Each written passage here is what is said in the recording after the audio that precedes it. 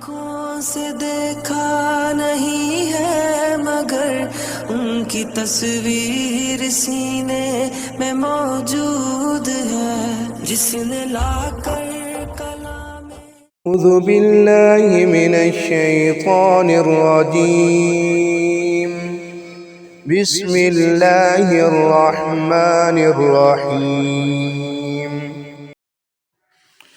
السلام علیکم ورحمۃ اللہ وبرکاتہ۔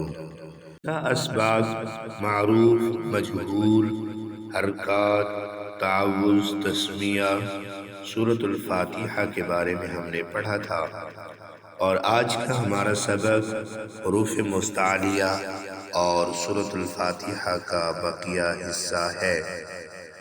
موٹے حروف، حروف مستعلیہ وہ حروف جن کو موٹا کر کے پڑھا جاتا ہے اور جن کا مجموعہ ہے خص ضاد تن قض، خا، صاد، ضاد، غین، طا، قاف، ظا۔ موٹے حروف پڑھنے کا طریقہ یہ ہے کہ منہ کو ہلکا سا پھلا کر منہ کے اندر ہوا بھر کے اور ہونٹوں کو سیدھا رکھ کے ادا کرنا ہے، جس طرح خا، خا۔ موٹے حروف کو ادا کرتے وقت ہونٹوں کو گول نہیں کرنا، ورنہ لفظ غلط ہو جائے گا۔ پھر لفظ اس طرح ہو جائے گا خوا، تو یہ پڑھنے کا طریقہ غلط ہے۔ ان 7 حروف کے علاوہ را بھی موٹی پڑھی جاتی ہے، بس شرط ہے کہ را کے اوپر صبر یا پیش ہو تو اس کو موٹا پڑھتے ہیں۔ بصورت دیگر را کو باریک پڑھیں گے، یعنی کہ جب را کے نیچے زیر ہو۔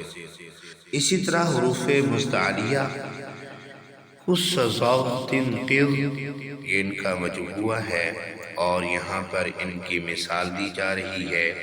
خا کی مثال خوف، اور اسی طرح طا کی مثال اطعمہم، صاد نصر اللہ، قاف قال، غین قاسق۔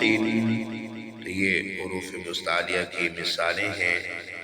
سورۃ الفاتحہ کا دوسرا حصہ ہے، اور پہلے حصے کے اندر موٹے حروف میں سے صرف را تھا جب را کے اوپر زبر یا پیش ہو، لیکن آج ہمارے پاس جو سورۃ الفاتحہ کا دوسرا حصہ ہے، اس میں صاد، طا، قاف، غین، ضاد یہ حروف ہیں جن کو ہم موٹے کر کے پڑھیں گے، اور اس کی ہم آج مشق کریں گے۔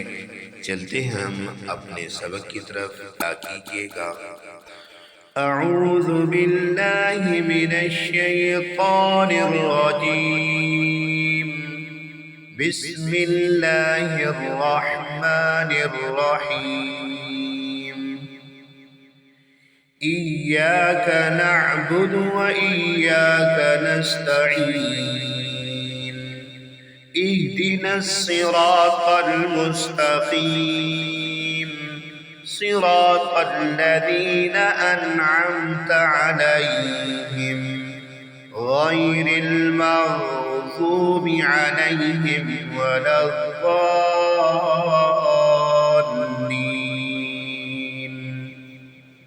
آمین۔ صدق اللہ العظیم۔